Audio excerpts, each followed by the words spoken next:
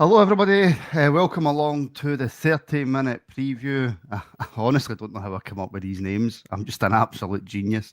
Yes, the 30-minute preview, which will be with you every Friday when Rangers are playing at the weekend. And today's show is focusing all on the Premier Sports Cup tomorrow, Rangers versus Hibs at Ibrox. Joining me tonight, I've got Mark and Kenny. Mark, that is a very dapper-looking jacket you've got on. Do you like it? Ah. It's part of the Montreal release by Adidas. I think there's 3 tracksuits and other bits and bobs in it. So it's a special edition, but I quite like it. I've got all 3.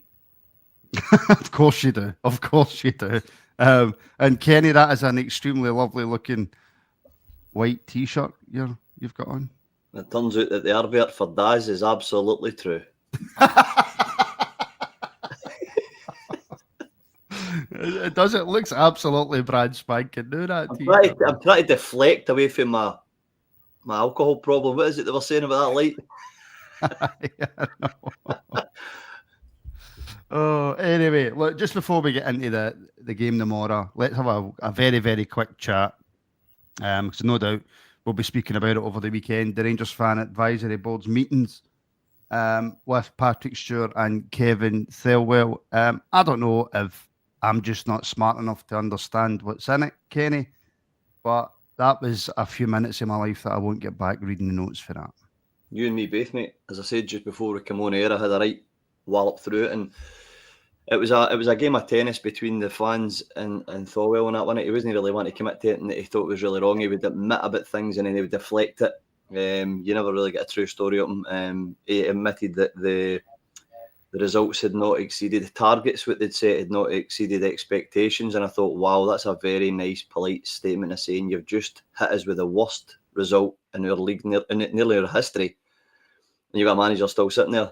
So I don't get... No. And do you know something? The only thing it did educate me on was the amount of problems there is to ask. Mm-hmm. So as I'm reading it, I'm going, and the fans group said this, and they asked that, and I'm going, Jesus, there actually is a hell of a lot more than I even thought. So that only galvanised what I thought, and I think we shouldn't be sitting here like this. You know, if we don't get a result tomorrow in the 2 league games it plays at Dundee and Livingston, and we could be bottom of the league and all this, that we shouldn't be as Glasgow Rangers sitting like this, Martin. We shouldn't be here like this. But there's a board letting it happen, and let's see what happens tomorrow. It should be tasty.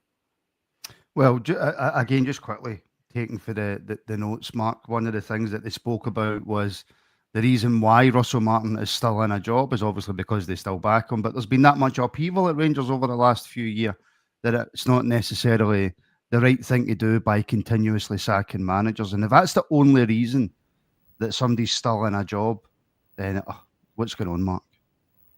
Well, listen, I get the sentiment, and probably 5 games ago I'd have probably sat here saying the exact same thing, but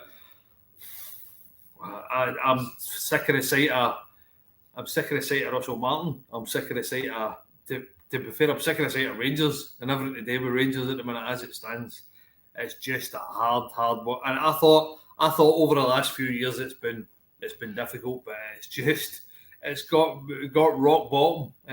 I've counted myself lucky that Kenny and the rest of the troops have been holding the torch and running with this podcast. I've been lucky enough to have dodged a few over the last wee while, and it's probably time I come on here and took my punishment like the rest of these.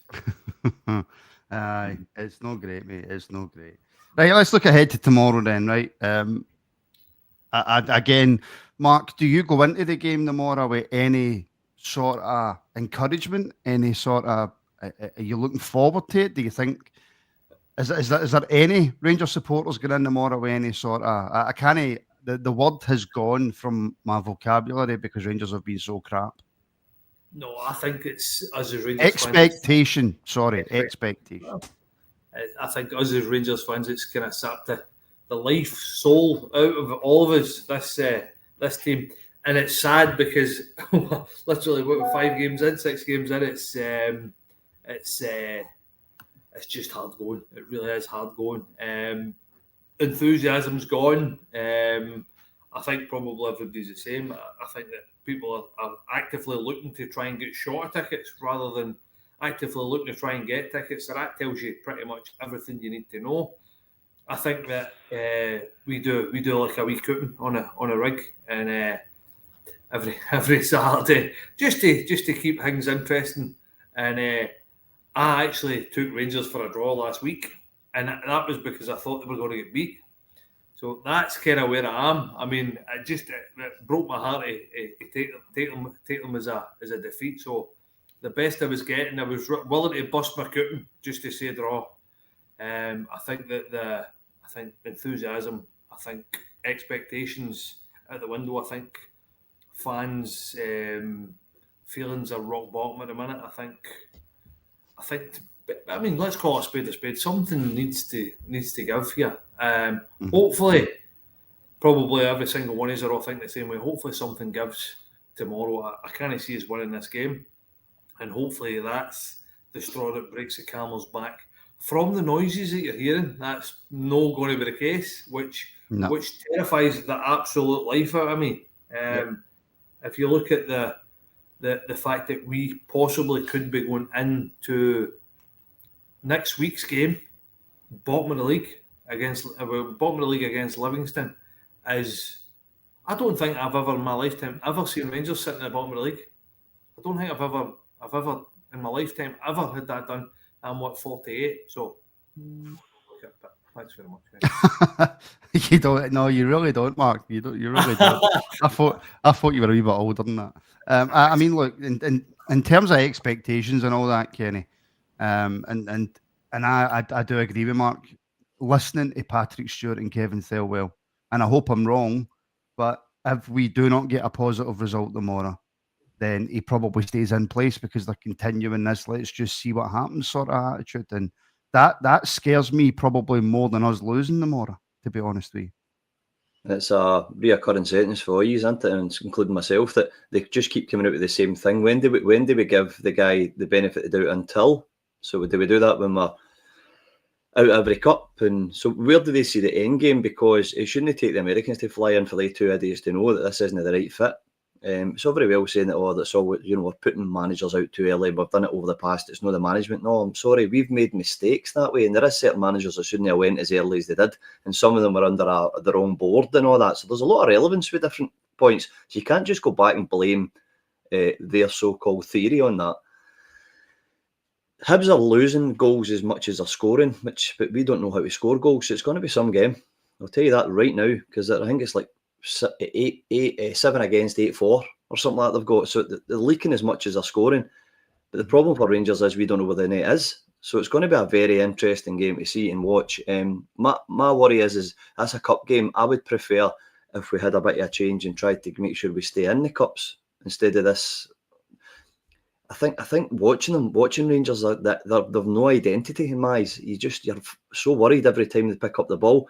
They don't really seem as if it's all this kind of cross the park nonsense and all that. And do you know something? We became very, very, very easy to play against with every manager because we're so predictable. Mm-hmm. And it's worrying that, as you said, that they're going to just keep saying, well, do you know what? We'll give them a wee chance. No, I'm sorry. No, you're sitting 10th in the league. You're Glasgow Rangers. You've had your chance. The results are away. You've no managed to turn it around about. You sent them up the hill and back down again. Fucking Humpty Dumpty squad. You didn't even go. So for me, it's going to be an interesting one to see what the fans' point of view is going to that door. Does it help the players when we're all screaming outside their dressing room before you get into a game? No. But how much do you put up with? You don't know. I think the fans are running out of things to do. Worrying. I don't think it's something that necessarily, Mark, that the Rangers support enjoy doing. It's not something that we like to do, but it has happened a few times over the last few years just because of how the club's been ran, etc., etc. But I can't think of one single reason to be negative or to say to people who are going to protest tomorrow, you shouldn't be doing that. I think the fans that want to go and do that, not that my opinion on the situation really matters, to be honest, but just in my own opinion, I think the fans are absolutely justified to go into protest tomorrow. 100%. They are. They're the ones that pay their money. They're the ones that they're the lifeblood of the club. So 100%. I think that the problem is that the rage felt, and even across the board. I mean, I've a couple of boys out here that are Rangers fans, and literally, they come on and we just look at each other and shake our heads. We don't even need to speak to each other to tell how each other are feeling. No, listen, I think they're well within their rights. I think that we are at the stage, which is a kind of strange place to be, where we are thinking to ourselves, what happens if Rangers win tomorrow? I mean, are we more scared of them winning, or are we more scared of them losing? It's a strange place to be. Mentally, you're like, does it work in our favour that we lose? And that's a horrible thing to say. And it's even worse to think it, because as I said, when you think about that, you feel dirty. Simple as that. You know, regardless of the situation that we're in, regardless of who's the manager or how bad things are going, I've never ever not wanted Rangers to win a game of football. But Mark, I absolutely take your point on board. If this is how they're backing him when he's drawn 4 and lost 1 in the league, how long does a win extend that backing? Well, this is that. I mean, how long is a piece of string? That's the old adjective, isn't it? It's for me, I don't know whether it's possibly the lack of local knowledge to kind of say that they've come in and they've almost not got the mentality right. The kind of, at least before, obviously we had clowns in before, but at least they knew the script, they knew the story. I think I kind of still try to get my head around the fact that they've came up the road and, all right, they've done that whole, Rangers are a big club, this and that, and we know that there's that kind of, we need to win and that kind of expectation and stuff like that. But I don't really think that the kind of pennies dropped as such. I mean, if the penny had dropped, Martin would be away. It's as simple as that. And I don't think the pennies really dropped. I think even some of the recruitment as well. I don't think that we've brought in bad players. I think that there's a disconnect between the manager and the players and what he's actually asking them to do. And I think that but for me, if you look at the recruitment, I think that Farewell's could have said, well, Scottish League, is it kind of championship level? Maybe championship's a wee bit better. This is his English thinking, coming from that English background, and kind of went, we'll be all right. We'll get a championship, a good championship manager in. We'll bring in some good championship players, and that should be good enough to do it in Scotland. And I think that probably the reality is that they've come in and went, this is maybe a wee bit difficult. This is a wee bit harder than we thought it was going to be.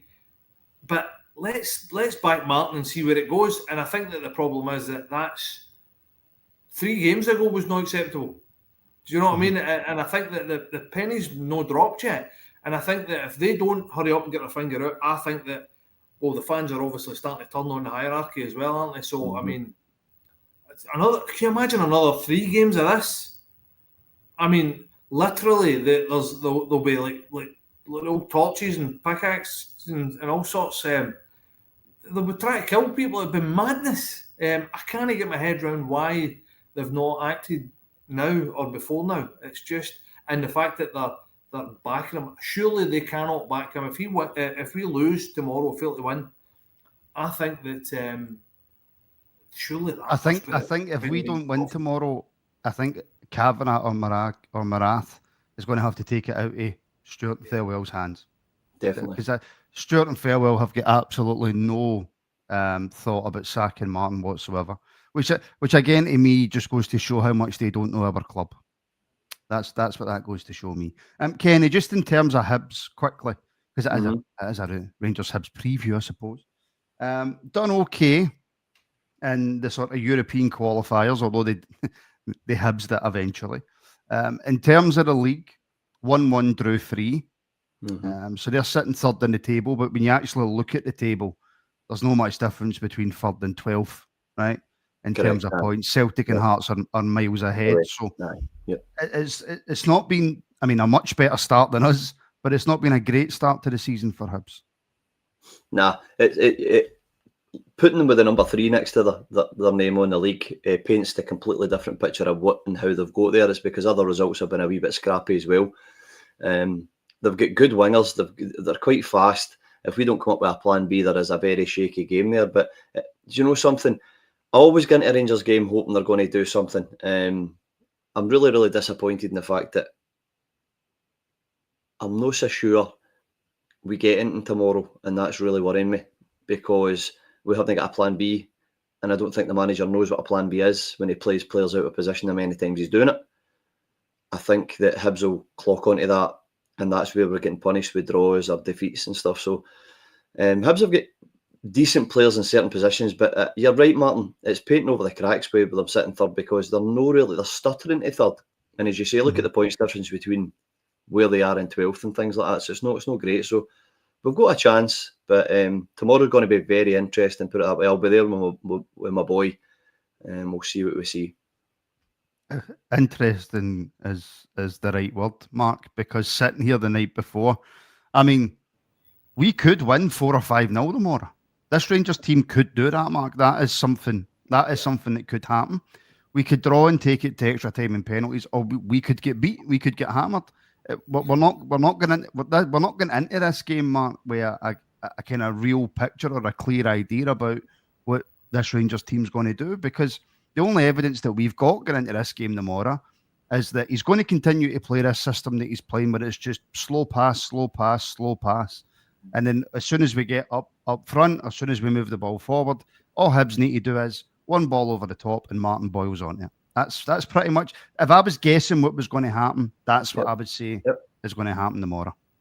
Yeah, I think that probably that's the kind of the indictment of this team, that we don't actually know if any of them are any good. It really it's quite a strange place to be in. It's, as I said, we're no hard to play against. All you do is you get two quick players, or even one quick player, sit behind the ball and wait for us to lose it. And as soon as we lose it, ping it long, straight over the top, and let the anybody that's quick do their damage. Either that, or the other one is you get a big lumpy boy that's going to bully the centre halves, and he'll just set it up. So is it he knocks it down or lays it off, and the next minute the boys get 45 yards to run into. So I mean, it's no brain surgery to watch this.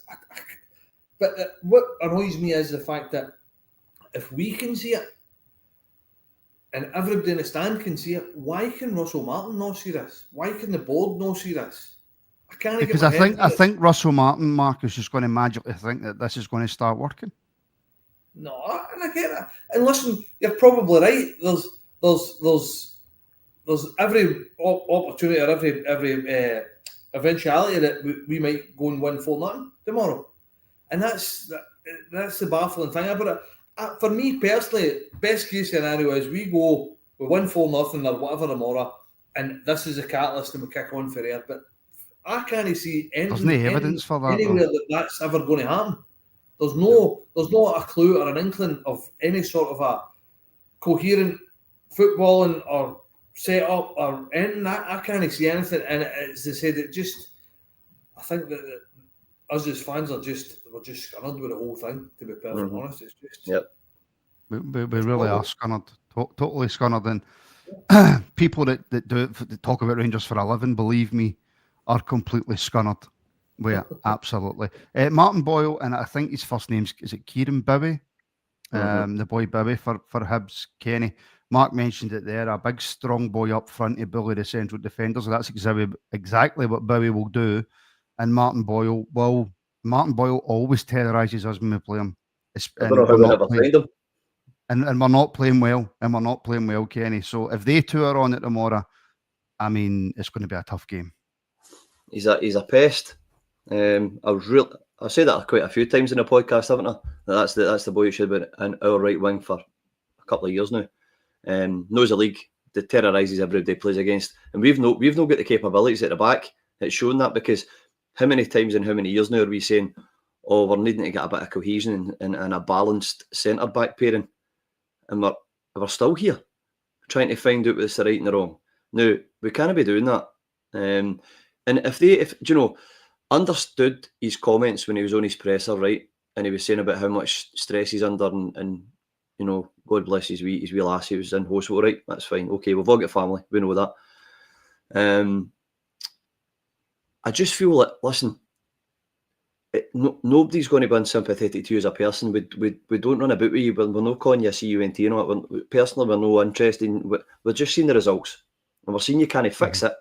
And you're putting a team out there to go to the lambs of the slaughter because it's all unbalanced. You're playing players out of position, and you're going to go up against teams that's got 2 fast wingers now, and we're historically not really great there. So that's the reason we're all pissed off as fans, and it's not that we hate anybody. It's just it's not personal against. No. It's not personal against Martin. No. And absolutely devastating with his wee girl being in hospital and stuff 100%. like that. Anybody who's got kids in hospital, 100%. it's heartbreaking. It's not a personal. I've said that for a while. It's not a personal attack against Russell. I don't know Russell Martin. Yep. I might not like him if I got to know him. I might love him if I got to know him. I don't know him, Kenny. Totally. It's Russell Martin, the football manager. 100%, mate. And that's what I tried to. That's the reason I put it across like that, because we're no hateful folk. Rangers fans are some of the best fans in the world, man. It's nothing to do with your personal life, As I said before, it's to do with the fact that we keep turning up and players are lost. Marcus said it there. He's got a disconnect, and if he can't see that, and he's waiting for the 25-game run that he keeps hanging on in Southampton, I'm sorry, mate. That's no good enough for our club. You might be all right for Championship somewhere, but unfortunately, the demands in Rangers and the demands in Celtic are astronomical up here. So I just would like to see a guy walk in the door and show some progression, so that we would. I mean, see if Russell Martin done a Gerrard, and just every so often was showing you progression and things like that, and you were starting to see wee tidbits of how you wanted to play, and it was actually getting us a wee bit excited, and we had wee blips along the way. None of us would be having the conversation here. But the problem is it's consistently really poor, and he's now broke a record for the wrong reasons.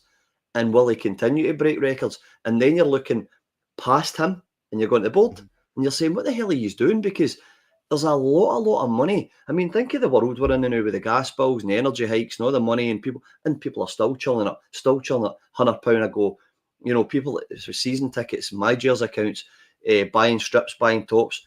European tickets, European away travel. Yeah, mate, they've got an obligation, and they shouldn't be disgruntled, and we shouldn't be looking as if we're the problem. We're actually just telling you what we see because you don't see it, or you are being very snobby to it. So it has to stop at some point. And you know something? I just want my club back to work well. That's it. Yeah, 100%. Gaz 1872 super chat channel member. Thank you very much, Gaz. I've changed my mind. Can't stay away tomorrow. I'm going to support my team, not Russell Martin. And there'll be a lot of people like that, Mark. And again, what can't happen with stuff like this, which we've seen in the past, is there can't be a split or even a 70-30, 80-20 split, whatever it is. If you don't want to go tomorrow, you don't go. If you want to go at 4:30 and protest and go home, you do that. If you want to go to the game tomorrow, you go. Simple as that. There should be nobody saying, I can't believe you're going, or nobody should be embarrassed to be going because we want rid of the manager, etc., etc., etc. I'm listening to personal choice, and I commend guys for going, because it's hard work and it's a lot of money, especially if you're taking kids and stuff like that. If you're taking kids to the football now, as an awful lot of money to fork out, and I commend people that probably struggle but still are willing to go and listen. It's meant to be an enjoyable couple of hours, but as it stands at the minute, people that are still prepared to go and watch that, and even for me as well, that it's the atmosphere as well. I'm not a big fan of, when I go to football, I want to back my team no matter what it is. If I'm there, I'm backing the team no matter what, and that toxic atmosphere of people shouting and bawling and everything, seeing at players, and you're not doing this and you're not doing that. For me, it's counterproductive because it doesn't help. All it does is make these young boys, which you spoke about before, all these young boys even more nervous. The days of like big characters and larger than life midfielders and centre halves and guys that are tough and stuff like that, I don't think that's how football is anymore. As much as probably we all grew up with, you had people that could shoulder responsibility, and people that could carry teams and teammates on their shoulders and stand up and be counted. I don't think that's the case anymore. You would struggle. I would think you would struggle now to probably pick. If I said to you, give me 10 are 15 are the top players in the world that are that kind of aggressive, that kind of dying a wool, that kind of barking orders at people and stuff like that. There's not really any of them left, and probably that's your fault for thinking that that's what we need right now, and that's not how these boys are. And I think that the problem is that when fans go and that atmosphere, you've been there and you've seen it yourself, it's no nice. It's no nice that every time you use a young boy, some of these boys are 19 and 20, and every time they get the ball, there's 50,000 people groaning at you. Do you know what I mean? So in their head straight away they're going, do you know what? I'm just going to play the safe ball here. But that's where recruitment has to come in. Yeah, 100%. That's Stelwell's job to make sure we've got players who can handle that. Stephen Robertson, Big Alex got one of them Rabble beer hats for the watch along. He's going to need it, Stephen. He's absolutely going to need it because he's on the watch along tomorrow. And I feel so sorry for him because I'm not going to be in, so I can't even come up and save him at half time. But thank you so much for the super chat, Stephen, our friend out in Australia. Not doing the accent. Kevin Wilson again, big supporter of the channel. Thank you, Kevin. We missed Dessers. And win, lose or draw, Russell Martin will be sacked. I disagree. Not with the Dessers thing. I mean, right now we miss any sort of striker, Kenny, because we don't play to support the striker. There's actually no point in us having a striker in the team. Yep. Right? But win, lose or draw, Russell Martin will be sacked. I completely disagree with that. Not personally, but from a board perspective. We actually don't know what they're going to do next, and that's what's worrying everyone who's sitting in this panel. We don't know what the board's going to do next because we're all shocked that he's not at a job.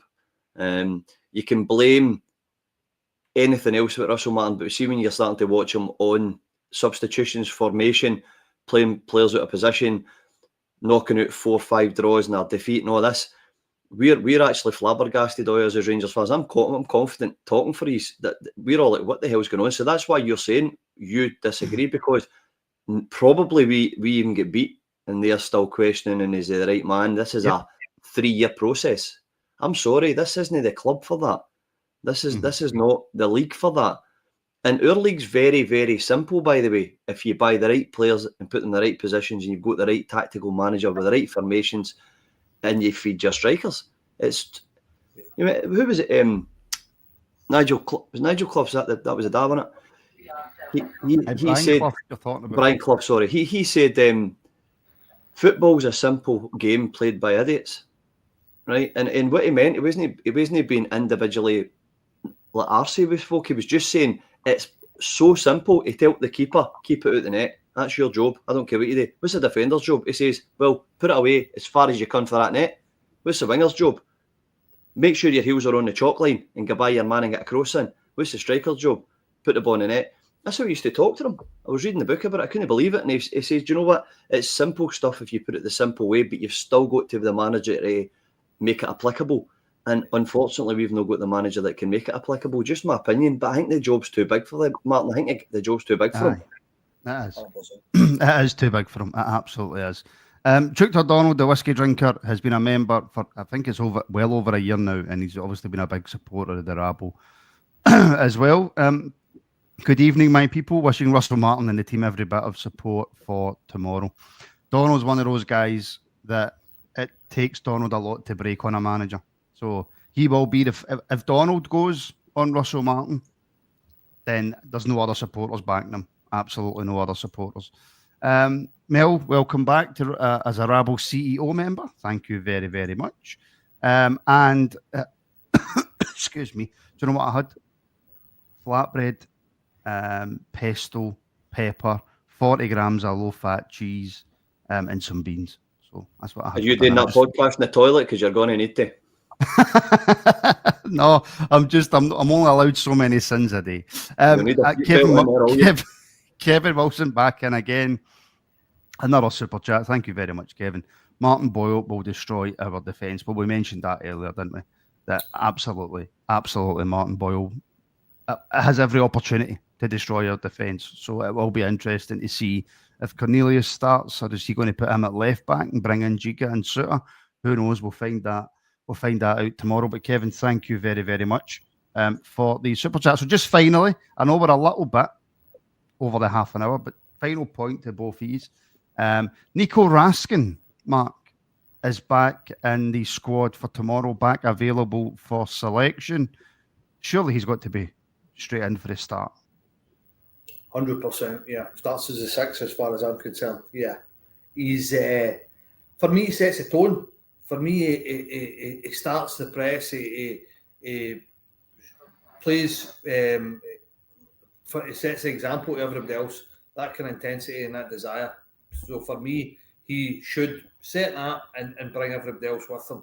Whether it happens or not might be two different things, but yes, he'll be starting as a 6 for me, 100%, every day of the week.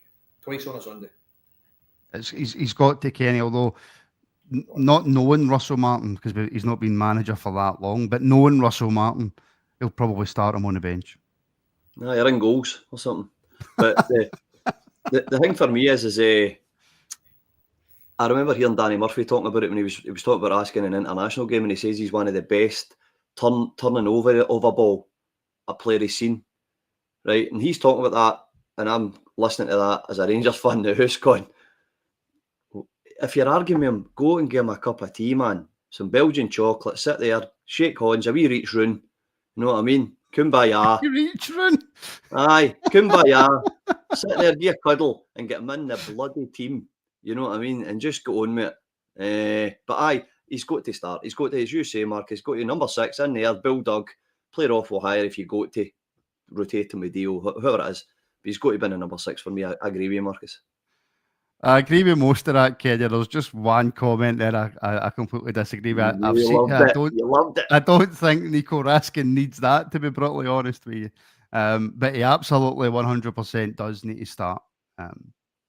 You're on mute, Mark. I'm saying maybe Russell Martin needs that. Maybe he does. Maybe he does, absolutely. All right, Mark, Kenny, thank you very, very much. Like I say, this show will be on every Friday if Rangers are playing at the weekend. And listen, that's what you tune into the Rabble for. I mean, no other podcast are you going to hear that. Absolutely no other podcast are you going to hear that. So my thanks to Mark and Kenny. Thank you for all the super chats tonight as well. Thank you for all the support. It's good to have you back, Mark. Thank you very much. Thank you. Let's do it again soon. Let's. Kenny, mate, I feel as if I see you more than I see my missus. Aye, I know. I'll not tell her if you don't. And listen, you're going again, Mark, because if Hibs beat us, you're off again, aren't you? You're kidding on your own the Norway rig or something. I am fucking running hide, man. Running hide. Do you know what it's been? It's just so that you don't see a grown man breaking down live on YouTube. That's the only reason. Yes. Because listen, I've been for long enough. I've been a half full type of guy, and all my enthusiasm and drive, anything to do with Rangers is just fucking fell in my arse, basically. It's all right. See, if you're not feeling good, Kenny knows how to make you feel better. Right, folks. Thank you very much, and we'll speak very, very soon.